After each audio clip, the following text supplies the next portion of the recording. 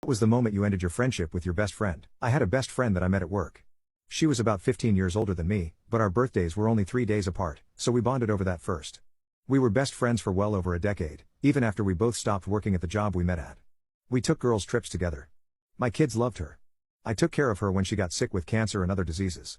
Very much like a personal nurse, except for free house and dog, sat for her whenever she'd go out of town, etc. She told me numerous times she never had a friend like me before.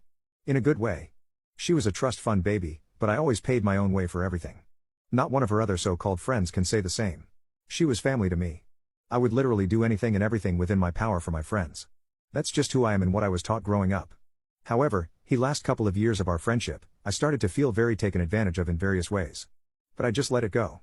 One day, knowing she just had a rough couple of days after an argument with her only adult child, I decided to swing by and check on her to make sure she was okay because she wasn't answering her phone. I knocked, no answer. I used my key to her house, but it didn't work. That's strange, I thought to myself. Called again, still no answer. So I'll have to go back home. Over the next few weeks I would continue to call and try to check on her, but to no avail. I knew she still had the same number because her voicemail was still working. Eventually I stopped calling, feeling she didn't want to talk to me, but I couldn't stop wondering why. After 4 to 5 months or so, she finally called me. Half apologizing, half making excuses, saying she moved away from the area and didn't have time to tell me. Not even a text message.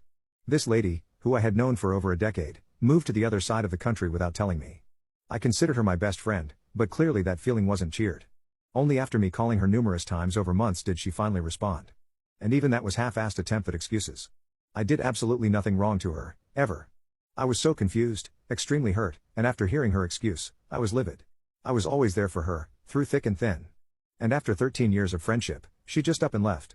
Not a word, not even a goodbye, not a warning, nothing. So when she finally called me back, after all that time of worrying and beginning to deal with the grief of losing my best friend, I had it, and I was completely done. Over the next couple of years, I'd called her every now and then, hoping we could get that friendship back. Every time I called, she seemed blunt, bored, like she didn't want to talk to me. If I'm honest with myself, I still get upset about it at really random but very infrequent times now. But I've learned to just let it go. I'm at peace with my decision of not reconciling, but I can't say the same for her. But that's no longer on me. We live and learn. And having to let her go so I can live my life peacefully and drama-free was the best decision I could have made in that situation. I don't regret it for a second.